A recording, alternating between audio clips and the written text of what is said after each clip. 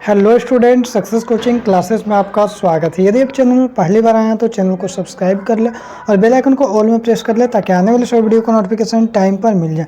आज हम डिस्कस करने वाले हैं क्लास 10th का नागरिक शास्त्र, मतलब आपको सिविक्स का और आपका इकोनॉमिक्स का मोस्ट इम्पोर्टेंट आपको वेरी शॉर्ट क्वेश्चन 2 नंबर और 3 नंबर वाला आपको करवाने वाले हैं, जो आपको बोर्ड एग्जाम के लिए बहुत ही ज़्यादा इंपॉर्टेंट है। जो आपका बोर्ड एग्जाम 12 फरवरी को आपका होने वाला है, 12 फरवरी को, उसके लिए मोस्ट इंपॉर्टेंट क्वेश्चन ये वीडियो आपका होने वाला है। चलिए हम लोग देखते हैं क्वेश्चन क्यों। तो सबसे पहले बोल रहे हैं सत्ता की साझेदारी किसे कहते हैं। तो शासन की व्यवस्था में समाज के प्रत्येक समूह और समुदाय की समान भागीदारी होती है, उसे सत्ता की साझेदारी कहते हैं। इजी लैंग्वेज है। चलिए, सत्ता की साझेदारी से आप क्या समझते हैं? देश के नागरिकों द्वारा सरकारी स्तर पर कोई भी निर्णय लेने या कानून निर्माण प्रक्रिया को प्रभावित करने को सत्ता की साझेदारी कहते हैं। बिल्कुल, यहाँ तक आपको समझ में आ गया होगा। आगे देखिए, सत्ता की साझेदारी का लाभ क्या है, बेनिफिट क्या। तो सत्ता की साझेदारी का लाभ देखिए, सभी नागरिकों को शासन प्रणाली में भाग लेने का समान अवसर मिलता है। दूसरा, सत्ता की साझेदारी में समाज के सभी समूहों के बीच टकराव नहीं होता और शांति बनी रहती है, जिससे राष्ट्रीय एकता एवं अखंडता की भावना बनी रहती है। सामुदायिक सरकार किसे कहते हैं? तो सामुदायिक सरकार उसे कहते हैं जिससे विभिन्न सामाजिक समूह को अपने समुदायों में संबंधित मामलों को संभालने की यहाँ पर शक्ति दी जाती है और उससे आशा की जाती है कि वह किसी भी समुदाय को कमज़ोर किए बिना आम जनता के लाभ के लिए संयुक्त रूप से काम करें, सभी लोग मिलकर। गृह युद्ध का क्या अर्थ होता है? भैया, किसी देश में सरकार और विरोधी समूह की हिंसक लड़ाई ऐसा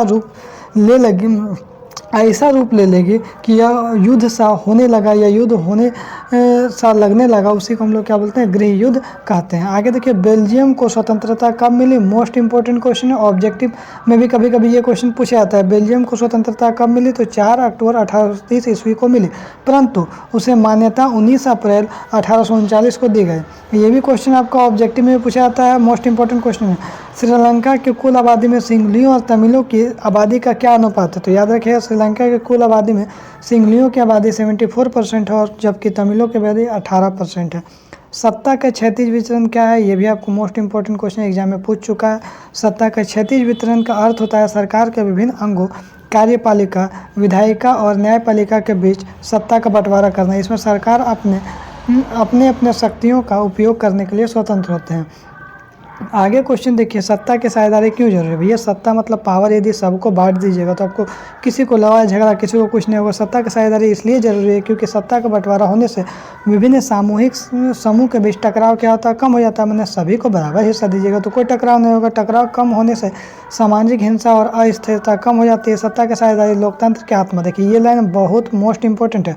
सत्ता की साझेदारी क्या? लोकतंत्र की आत्मा है। लोकतंत्र का अर्थ होता है जनता द्वारा शासन। लोकतंत्र का अर्थ क्या होता है? जनता द्वारा शासन। जनता के द्वारा चुने गए प्रतिनिधि अपने अपने कार्य के प्रति उत्तरदायी होते हैं। जब भी उनके भी सत्ता की साझेदारी दी जाती है तो उन पर सत्ता की साझेदारी दी जाती है तो भी अपने उत्तरदायित्व का निष्पादन स्वतंत्र रूप से कर सकते हैं। मान लीजिए हम किसी को पावर देंगे तो उसका भैया उत्तरदायी बनता है ना जी, क्या कर रहा है कि नहीं कर रहा है। संविधान द्वारा उनके कार्य और अधिकार दे दिए जाते हैं। आगे यदि हम लोग मोस्ट इंपॉर्टेंट क्वेश्चन देखते हैं, संघवाद क्या है? तो बोलो, संघवाद एक संस्थागत प्रणाली है जिसमें 2 स्तर की राजनीतिक व्यवस्था को सम्मिलित किया जाता है। इनमें से एक केंद्र सरकार होता है, दूसरा क्या है? केंद्र सरकार के स्तर, और दूसरा जो है एक राज्य या प्रांतीय सरकार के स्तर जो मिलकर काम करता है, उसी को हम लोग क्या बोलते हैं? संघवाद बोलते हैं। आगे देखिए, संघात्मक शासन प्रणाली क्या है? तो संघात्मक शासन प्रणाली उस प्रणाली को कहते हैं जिसमें राज्य शक्ति संविधान द्वारा केंद्र तथा संघ की इकाइयों के बीच विभाजित रहती है। संघात्मक शासन 2 प्रकार की सरकार होती है, पहला केंद्र सरकार और दूसरा प्रांतीय सरकार। दोनों सरकारें सीधे संविधान से ही शक्ति या क्या होता है? पावर प्राप्त कर लेता है। गठबंधन सरकार किसको बोलते हैं? एक से अधिक राजनीतिक पार्टियों द्वारा साथ मिलकर बनाई गई सरकार को हम लोग गठबंधन सरकार हम लोग बोलते हैं। आगे यदि देखते हैं क्वेश्चन क्या बोल रहा है, संघ सूची का क्या अर्थ है? संघ सूची राष्ट्रीय महत्व के विषयों की एक सूची है जिन पर केवल केंद्र सरकार कानून बना सकता है। याद रखिएगा, संघ सूची में केवल केंद्र सरकार कानून बना सकता है। जैसे शिक्षा हो गया, वित्त विदेशी विभाग हो गया, बैंकिंग, डाक और तार इत्यादि। इस सूची में 97 विषयों को शामिल किया गया है। ये भी एग्जाम के लिए इम्पोर्टेंट क्वेश्चन है। राज्य सूची का क्या अर्थ है? तो राज्य सूची प्रांतीय महत्व के विषय की एक सूची है जिस पर केवल राज्य सरकार कानून बना सकता है, उसमें केंद्र सरकार, इसमें राज्य सरकार, इसमें पुलिस, कृषि, सिंचाई, वाणिज्य, व्यापार।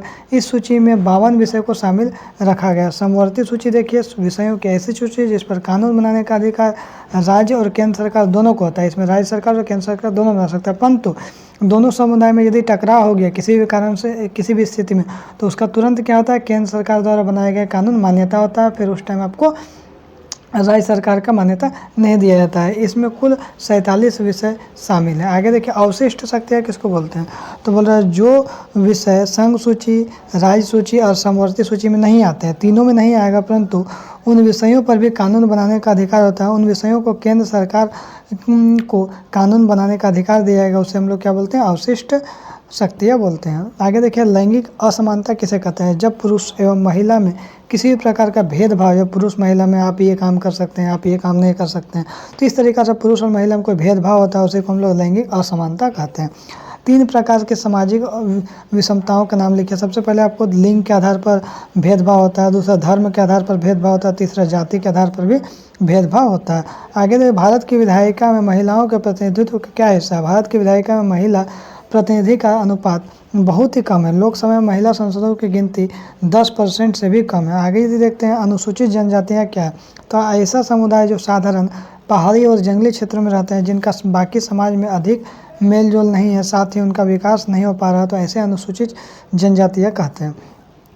अब देखिए पारिवारिक कानून क्या है। मान लीजिए आपको परिवार में यदि कोई विवाह हो रहा है, तलाक हो रहा है, गोद लेना है, उत्तराधिकारी, जैसे कोई भी परिवार से जो है मसलों से संबंधित जो भी कानून होता है उसको हम लोग क्या बोलते हैं, पारिवारिक कानून बनते हैं। परंतु भारत में सभी धर्मों के लिए अलग अलग पारिवारिक कानून होता है, ठीक है। शहरीकरण किसको बोलते हैं, ग्रामीण इलाकों से निकलकर लोगों को शहरों में बसना शहरीकरण कराता है। लॉलीपॉप क्वेश्चन था। हमारी सामाजिक शांति और सौहार्द का कौन भंग करता है, तो हमारी सामाजिक शांति और सौहार्द को आपसी जातिवादी झगड़े, सांप्रदायिक दंगे, क्षेत्र हिंसा, वंशानुगत शत्रुता भंग करता है और देश में अशांति लाता है, जिससे राष्ट्रीय एकता भी हानि पहुंचती है। अल्पसंख्यक मतलब जिसमें जब भैया संख्या कम हो, धर्म भाषा के आधार पर अगर किसी राज्य में रहने वाले लोगों का वह समूह जो बहुमत या बहुसंख्या में कम होते हैं, तो उसको हम लोग अल्पसंख्यक कहते हैं। आगे देखें नारीवाद कैसे बोलते हैं, तो याद रखिएगा नारीवाद किसको बोलते हैं, समाज में वे लोग जो महिलाएं और पुरुष को समान अधिकार एवं अवसर में विश्वास रखते हैं, उसको हम लोग क्या बोलते हैं, नारीवाद बोलते हैं। सांप्रदायिकता किसे कहते हैं, तो अपने धर्म को दूसरे धर्म से श्रेष्ठ मानना। मान लीजिए हिंदू धर्म है, या मुसलमान धर्म को क्या श्रेष्ठ मान रहे हैं, कोई मुसलमान धर्म है, हिंदू धर्म को श्रेष्ठ मानने का मानसिकता को हम लोग सांप्रदायिकता बोलते हैं। धर्मनिरपेक्ष राज्य से आप क्या समझते हैं, वह राज्य जिसमें सभी धर्मों को समान महत्व दिया जाता है, कोई भी भैया धर्म को अलग अलग मत माने, सभी को समान महत्व दिया जाता है। राज्य में प्रत्येक व्यक्ति को कोई भी धर्म को मानने के लिए स्वतंत्र है, जो धर्म मन है वो धर्म मानिए, उसी को हम लोग क्या बोलते हैं, धर्मनिरपेक्ष राज्य बोलते हैं। जातिवाद किसको बोलते हैं, तो समाज में जाति के आधार पर निम्न जाति के बीच उत्पन्न जो सामाजिक तनाव होता है, ये उच्च जाति का या नीच जाति का जो भेदभाव होता है, उसी को हम लोग क्या बोलते हैं, जातिवाद कहते हैं। श्रम का लैंगिक विभाजन क्या है, काम के बंटवारे का वह तरीका जिसमें घर के अंदर सारे काम परिवार की औरतें ही करती है, तो श्रम का लैंगिक विभाजन कहलाता है। वर्ण व्यवस्था क्या है, विभिन्न जातीय समूहों में समाज के पदानुक्रम के वर्ण व्यवस्था कहते हैं। आगे देखिए बोल रहा है सार्वभौमिक वयस्क मताधिकार कैसे कहते हैं, किसी राज्य में रहने वाले 18 वर्ष या उससे अधिक आयु के सभी लोगों को समान रूप से वोट मतलब मत देने का अधिकार, इसे हम लोग सार्वभौमिक वयस्क मताधिकार कहते हैं। अब देखिए अनुसूचित जातियाँ क्या है, वे जातियाँ जो हिंदू सामाजिक व्यवस्था में उच्च जाति से अलग और अछूत मानी जाती है, जिसे दलित भी कहते हैं, तथा जिसका अचफित विकास नहीं हुआ है, उसे हम लोग क्या बोलते हैं, अनुसूचित जातियाँ कहते हैं। आगे यदि देखते हैं आंदोलन की परिभाषा, लोगों को ऐसा समूह जो बिना कोई संगठन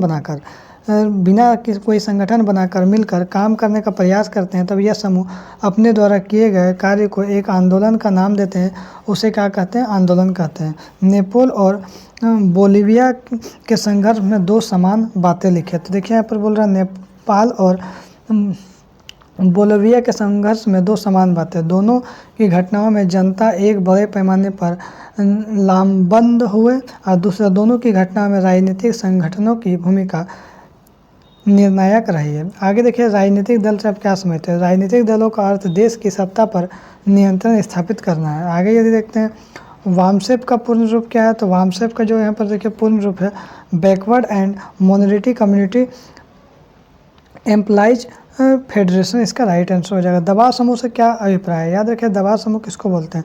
तो दबाव समूह हमारा जो है, दबाव समूह का तात्पर्य ऐसे संगठन से है जो कुछ लोगों द्वारा अपने विशेष उद्देश्य की पूर्ति के लिए बनाया जाता है। इससे राजनीति पर प्रत्यक्ष भागीदारी नहीं होती है, परंतु यह अपनी नीतियों से राजनीति को प्रभावित करते हैं।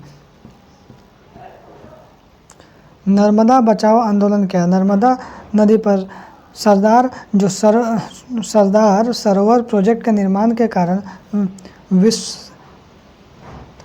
विस्थापितों के पुनर्वास की व्यवस्था है तो किया गया आंदोलन को नर्मदा बचाओ आंदोलन कहते हैं। आगे यदि देखते हैं राजनीतिक दल किसे कहते हैं? तो ऐसा संगठन समूह जो देश के राजनीतिक क्रियाकलाप में भाग लेकर देश की सत्ता पर अधिकार जमाने का प्रयास करता है, अर्थात सरकार का निर्माण कर देश का शासन व्यवस्था संभालता है, उसे राजनीतिक दल कहते हैं।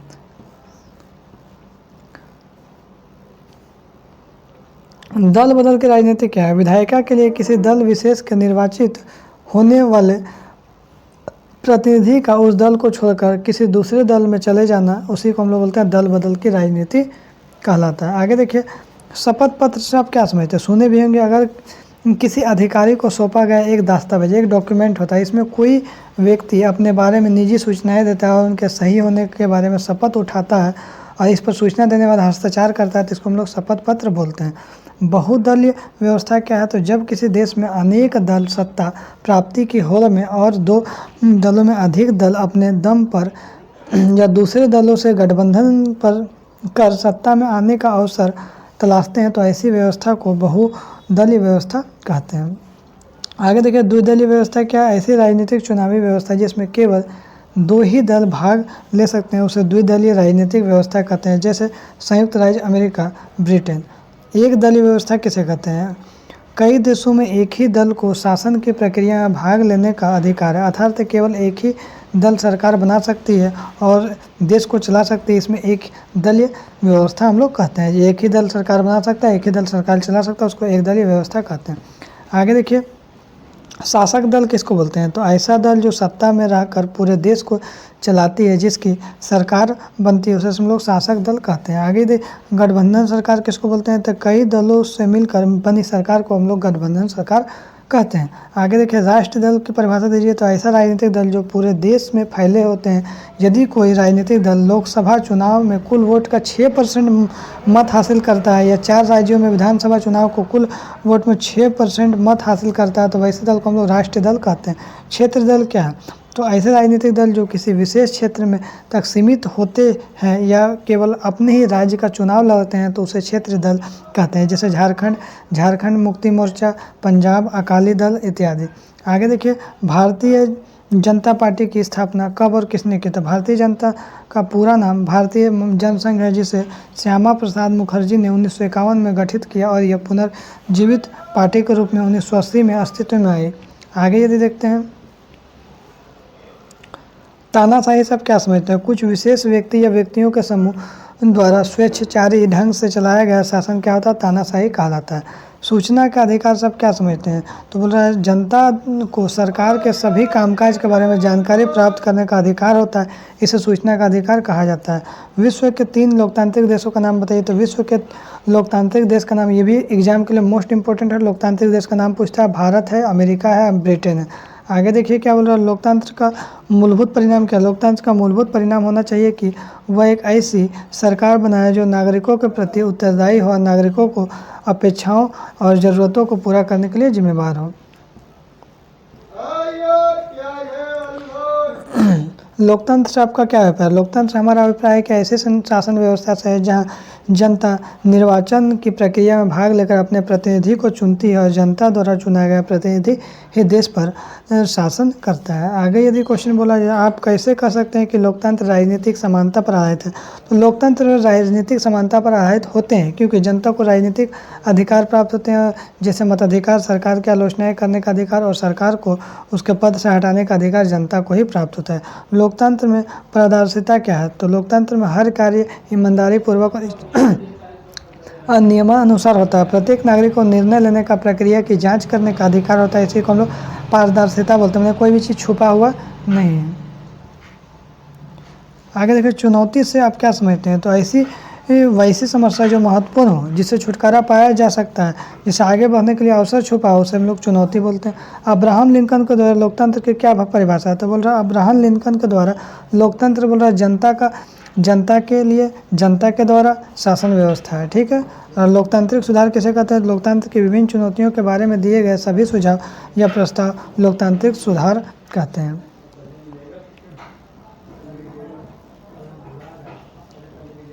चलिए, तो यहाँ हमारा क्या हो गया, सिविक्स का पूरा जो सिविक्स है पूरा खत्म हो गया वीडियो। तो यदि आपको वीडियो अच्छा लगे तो लाइक करिएगा, शेयर करिए। अगर चैनल में नए हैं तो चैनल को सब्सक्राइब जरूर करिएगा। फिर मिलते हैं नेक्स्ट वीडियो में। थैंक